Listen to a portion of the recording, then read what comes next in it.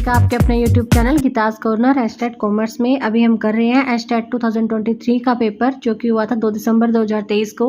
उसमें 10 क्वेश्चंस हम कर चुके हैं। ये हमारी सेकंड वीडियो है इस पेपर की, तो आज भी हम इसमें 10 क्वेश्चंस करेंगे। देखिए आज का फर्स्ट क्वेश्चन क्या है। The mental ability to analysis and diagnose complex situation is known as. जटिल परिस्थितियों का विश्लेषण और निदान करने की मानसिक क्षमता क्या कहलाती है। देखिए सारा दिमाग का खेल है। मानसिक क्षमता के बारे में पूछा गया है कि जब हमारे पास कॉम्प्लेक्स सिचुएशन होती है और उसके बारे में जब विचार किया जाता है, समस्या से निपटने के लिए समाधान ढूंढे जाते हैं, तो ये कौन से कौशल के अंदर आते हैं। ये आते हैं कंसेप्चुअल स्किल के अंदर, वैचारिक कौशल। यहाँ पे विचार आते हैं। जो भी समस्या का समाधान हो वहाँ तक पहुँचने की कोशिश की जाती है।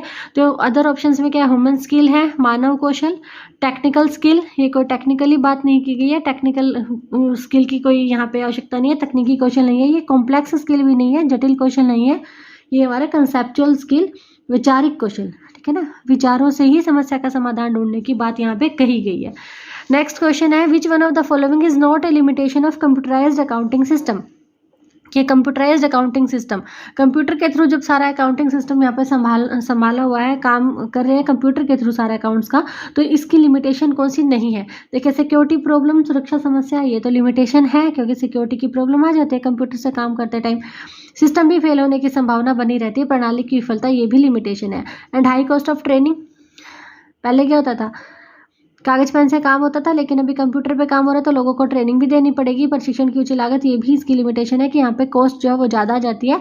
लेकिन फ्लेक्सिबल रिपोर्टिंग, ये इसकी एडवांटेजेस है ना। रिपोर्ट में जब चाहे तब परिवर्तन किया जा सकता है, तो ये फ्लेक्सिबल रिपोर्टिंग एडवांटेजेस है, तो ये इसकी लिमिटेशन नहीं है। थोड़ा ध्यान से अगर क्वेश्चन पढ़ा जाए तो आराम से आंसर ढूंढा जा सकता है यहाँ पे। देखिए लिमिटेशंस होती कौन सी कंप्यूटराइज्ड अकाउंटिंग सिस्टम की। फर्स्ट है heavy cost of installation, computer को इंस्टॉल कराना पड़ता है, तो यहाँ पे स्थापना की भारी लागत आ जाती है। दूसरा है कॉस्ट ऑफ ट्रेनिंग, प्रशिक्षण की लागत, लोगों को सिखाना भी पड़ेगा काम कैसे करना है। तो फियर ऑफ अनएम्प्लॉयमेंट, जो पहले से काम कर रहे हैं अब उन्हें अपनी बेरोजगारी का डर होता है कि कहीं उनका रोजगार ना चला जाए, उनकी नौकरी ना चली जाए, क्योंकि उन्हें कंप्यूटर पे काम करना नहीं आता है। और कंपनी क्या करती है यहाँ पे, देखिए जो काम कर रहे हैं, अगर किसी को कंप्यूटर नहीं आता तो सोचते हैं ना भी हम क्यों इनकी ट्रेनिंग पे खर्चा करें, हम जिसको आता है उसी को ही रख लेंगे, तो यहाँ पे लोगों को नौकरी जाने का डर बना रहता है। डिस्ट्रप्शन ऑफ वर्क, काम में व्यवधान आते हैं कंप्यूटराइज्ड अकाउंटिंग सिस्टम में, सिस्टम भी फेल हो जाता है, सिस्टम फेलियर। टाइम कंज्यूमिंग, ज़्यादा समय लगता है। ब्रीचेस ऑफ सिक्योरिटी, सुरक्षा का उल्लंघन, यहाँ पे ये इसकी लिमिटेशन है। हेल्थ डेंजर्स होते हैं, सभी को पता है कंप्यूटर पे काम करते टाइम स्वास्थ्य संबंधी खतरे बने रहते हैं। और अनएंटिसिपेटेड एरर्स नॉट नोन, यानी कि जो अप्रत्याशित त्रुटियां वो ज्ञात ही नहीं हो सकती। तो देखिए यहाँ पे जो आए थे हमारे पास कॉस्ट ऑफ ट्रेनिंग, ये भी ऑप्शन में आया है, cost of training, high cost of training करके। System failure as it is उठ के आया है। And breaches of security problem से आया है। तो ये हमारी लिमिटेशंस हैं और ये आगे भी आ सकती हैं और दूसरी लिमिटेशंस भी ऑप्शन में आ सकती हैं, तो ध्यान से पढ़ना क्वेश्चन को। अब नेक्स्ट क्वेश्चन क्या है, इंटेलेक्चुअल प्रॉपर्टी राइट्स, यानी कि जो बौद्धिक संपदा अधिकार है उसमें क्या क्या आते हैं। पेटेंट्स आते हैं, ट्रेडमार्क आते हैं, कॉपीराइट्स आते हैं, ठीक है। ऑल ऑप्शंस आर राइट, तो डी ऑप्शन यहाँ पे बिल्कुल ही करेक्ट है।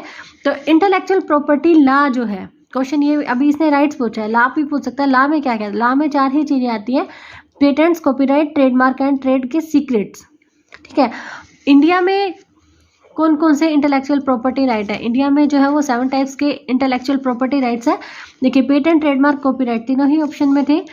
और क्या होते हैं इसके अलावा, ज्योग्राफिकल इंडिकेशंस, प्लांट की वैरायटीज, इंडस्ट्रियल डिजाइंस और semiconductor integrated circuit layout designs.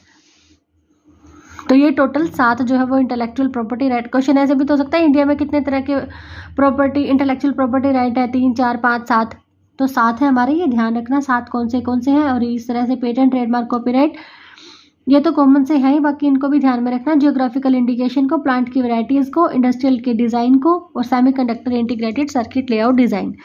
अच्छा इंटेलेक्चुअल प्रॉपर्टी राइट होता क्या है। Intellectual property right refer to the legal right, ठीक है। ये एक वो राइट है, वो अधिकार है, वो कानूनी अधिकार है, किसे दिया जाता है, गिवन टू द इन्वेंटर और creator to protect his invention और creation for a certain period of time. कि एक इन्वेंटर है जिसने इन्वेंशन करी है, एक क्रिएटर है जिसने क्रिएशन करी है, ठीक है, उनके इन्वेंशन या क्रिएशन को निश्चित समय के लिए सुरक्षा प्रदान करने के लिए अधिकार दिए जाते हैं। इट मीन्स दैट, यानी कि जैसे किसी ने 20 साल के लिए ले लिया, पेटेंट राइट ले लिया, तो 20 साल तक उसके अलावा और कोई उसे यूज़ नहीं कर सकता। तो it means that nobody else can copy और reuse that creation without the owner's permission, बिना उसकी परमिशन के कोई उसे यूज़ नहीं कर सकता। तो ये था इंटेलेक्चुअल प्रॉपर्टी राइट। आज का फोर्थ क्वेश्चन है, which is incorrect statement according to consumer protection act, उपभोक्ता संरक्षण अधिनियम के अनुसार निम्न में से कौन सा कथन गलत है। फर्स्ट है, district forum shell consist of A lady social worker, जिला फोरम में एक महिला सामाजिक कार्यकर्ता शामिल होंगी। दूसरा है, state commission shell consist of a person who is और हैज बीन ए जज ऑफ ए हाई कोर्ट, राज्य आयोग में वह व्यक्ति शामिल होगा जो उच्च न्यायालय का न्यायाधीश है या रहा हो। थर्ड है, district forum shell consist of 4 members, जिला फोरम में 4 सदस्य होंगे। और नेक्स्ट है, national consumer dispute redressal commission shell consist of a person who is और हैज बीन ए जज ऑफ द सुप्रीम कोर्ट, राष्ट्रीय उपभोक्ता निवारण आयोग में वह व्यक्ति एक व्यक्ति शामिल होगा जो सर्वोच्च न्यायालय का न्यायाधीश है या रहा हो। बाकी सारी करेक्ट है, कौन सी इनकरेक्ट है, ये district forum shell consist of A 4 members, ये 4 मेंबर्स नहीं होते, 3 मेंबर्स होते हैं। देखिए तीनों में कितने कितने होते हैं, डिस्ट्रिक्ट फोरम में 3 मेंबर्स होते हैं, यहाँ पर एक महिला सदस्य का होना जरूरी है। स्टेट कमीशन में भी 3 होते हैं, यहाँ पे भी एक महिला सदस्य, और नेशनल कमीशन में होते हैं टोटल 5, वहाँ पे भी एक महिला सदस्य का होना जरूरी होता है। नेक्स्ट है, which one of the following is not a principle of Henry fuel, Henry fuel sir का कौन सा प्रिंसिपल नहीं है। देखिए सारे ही प्रिंसिपल हैं, डिसिप्लिन भी है, रेम्यूनरेशन भी है, सेंट्रलाइजेशन एंड डिसेंट्रलाइजेशन भी है, लेकिन आंसर की के अकॉर्डिंग यहाँ पे डिसेंट्रलाइजेशन आंसर दे रखा है। मेरे हिसाब से ये क्वेश्चन आगे रिपीट नहीं होना चाहिए। हेनरी फ्यूल के प्रिंसिपल बहुत बार आते हैं, लेकिन इस तरह का नहीं आना चाहिए जहाँ पे कंफ्यूजन हो। देखिए डिसिप्लिन, सबसे पहला ऑप्शन हमारा है डिसिप्लिन, अनुशासन का। डिसिप्लिन में क्या होता है, किसी भी काम का सफलतापूर्वक निष्पादन करने के लिए, किसी भी काम को सक्सेसफुल परफॉर्म करने के लिए अनुशासन होना जरूरी है। फ्यूल क्या कहते हैं कि अनुशासन का अभिप्राय क्या होता है, आज्ञाकारिता, यानी कि ओबीडियंस, अधिकारों के प्रति श्रद्धा, रिस्पेक्ट फॉर अथॉरिटी और निर्धारित नियमों का पालन करने से है।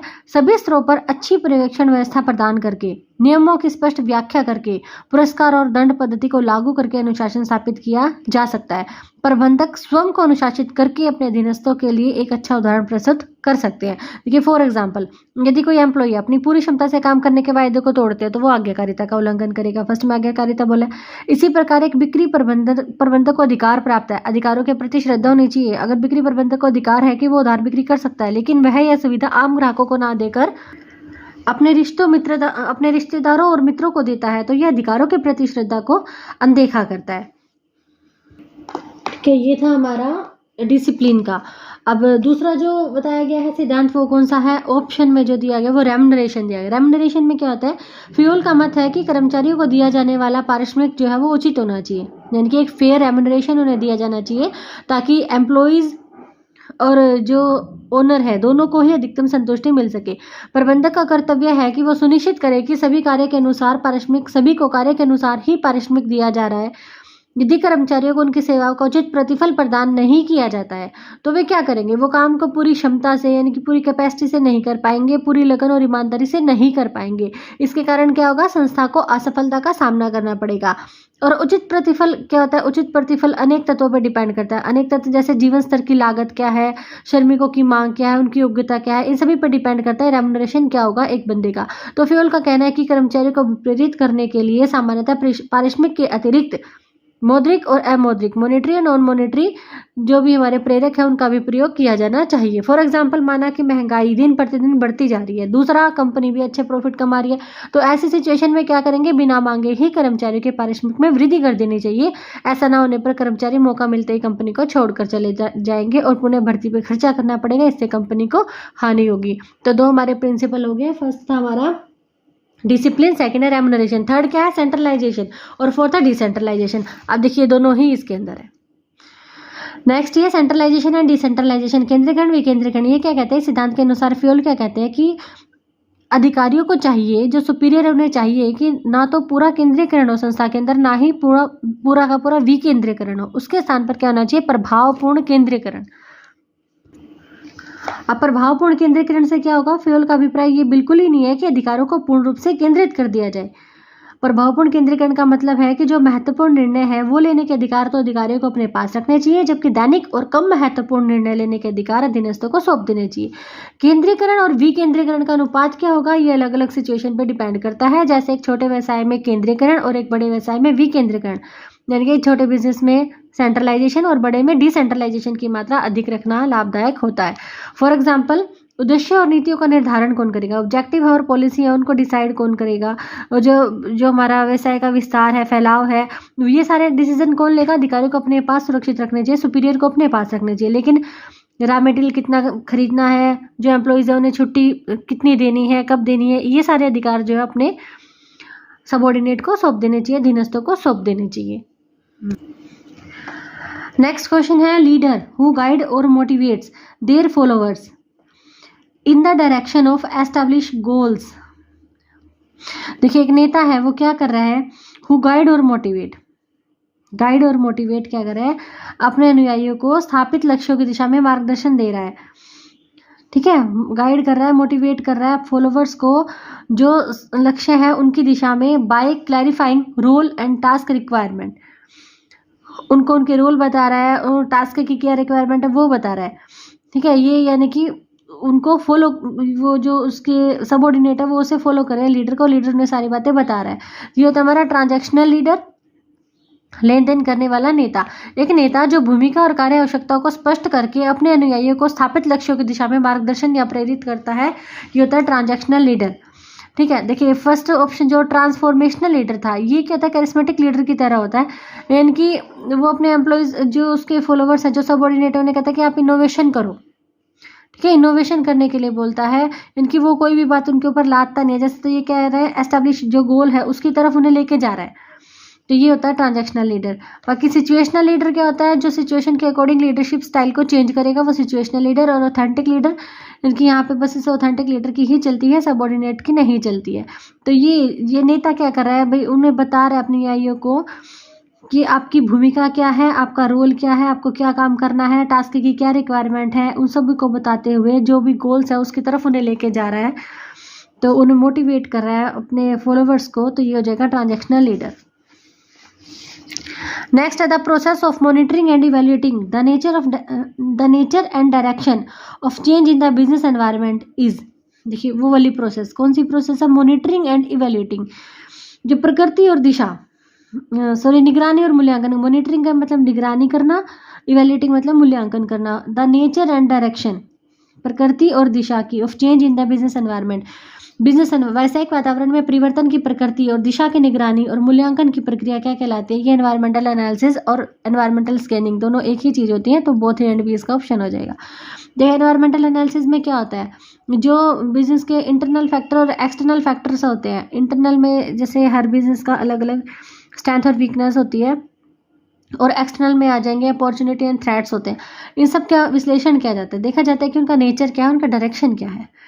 ठीक है, तो ये दोनों ही सेम चीज़ है, एनवायरमेंटल एनालिसिस, एनवायरमेंटल स्कैनिंग, तो ये बोथ एंड बी इसका ऑप्शन आ जाएगा। नेक्स्ट क्वेश्चन है the drive to become what a person is capable of becoming is called. एक व्यक्ति जो बनने में सक्षम है, यानी कि वो बन सकता है, वो बनने की प्रेरणा क्या कहलाती है? ये होता है सेल्फ एक्चुअलाइजेशन, आत्मबोध। जो मास्लो सर की ये जो हमारी नीड्स वाली थ्योरी है, ठीक है, उसमें हायरार्की के अकॉर्डिंग उन्होंने नीड की हायरार्की के अकॉर्डिंग बताया है कि कैसे वो लोगों को मोटिवेट करती है। जो सेल्फ एक्चुअलाइजेशन है उसमें सबसे ऊपर लेवल पे आती है। ठीक है, ये मास्लो सर की, तो वो व्यक्ति जो बनने में सक्षम है, वह एक व्यक्ति जो बनने में सक्षम है, वह बनने की प्रेरणा जो है वो सेल्फ एक्चुअलाइजेशन कहलाती है, आत्मबोध कहलाती है। नेक्स्ट है condition in which informal information inflow क्या हो रहा है? एक्सीड हो रहा है एंड इंडिविजुअल्स प्रोसेसिंग कैपेसिटी। ऐसी स्थिति जिसमें सूचना का जो प्रवाह है वो किसी व्यक्ति की प्रसंस्करण क्षमता, प्रोसेसिंग कैपेसिटी से ज़्यादा हो रहा है, तो ये क्या? ओवरलोड हो रहा है। ये इन्फॉर्मेशन इनफॉर्मल कम्युनिकेशन नहीं है, फॉर्मल कम्युनिकेशन नहीं है, एक्यूरेट इन्फॉर्मेशन तो बिल्कुल ही नहीं है, ये है इन्फॉर्मेशन ओवरलोडेड। नेक्स्ट है when debenture are issued as a collateral securities interest is paid on, जब ऋण पत्रों को सहायक प्रतिभूति के रूप में जारी किया जाता है तो इंटरेस्ट पेड किया जाता है नॉमिनल वैल्यू पे, फेस वैल्यू पे, डिस्काउंटेड वैल्यू पे, या कोई इंटरेस्ट ही नहीं दिया जाता। तो देखिए इस कंडीशन में कोई इंटरेस्ट ही नहीं दिया जाता है। देखिए कई बार जब कंपनी बैंक से या किसी अन्य पक्षकार से, ठीक है, लोन लेती है तो लोन के सिक्योरिटी के रूप में वो क्या करती है, जो मेन सिक्योरिटी होती है उसके साथ साथ वो डिबेंचर को भी एज ए कोलेटरल सिक्योरिटीज वो रख देती है। बैंक या अन्य पक्षकार जिन्हें यह ऋण पत्र सहायक प्रतिभूति के रूप में दिए गए हैं, जिन्हें debenture as a collateral securities issue किए गए हैं, वो इन ऋण पत्रों पर ब्याज के अधिकारी नहीं है। देखिए स्टार्टिंग के 3 लाइन पे हमारे पास क्वेश्चन का आंसर आ जाता है, इन ऋण पत्रों पर ब्याज के अधिकारी नहीं है। वो किस पर ब्याज के अधिकारी है, जो उन्होंने, वह तो केवल अपने मूल ऋण पर ही ब्याज के अधिकारी होते हैं। ब्याज या मूलधन के भुगतान के त्रुटि की दिशा में अगर कंपनी का, ये बैंक का या किसी तीसरे पक्षकार का अगर मूलधन या ब्याज नहीं चुका पा रही है तो यहाँ पे ऋणदाता अपना संपूर्ण ऋण और ब्याज पहले तो जो मेन सिक्योरिटी थी उससे वसूल करेगा।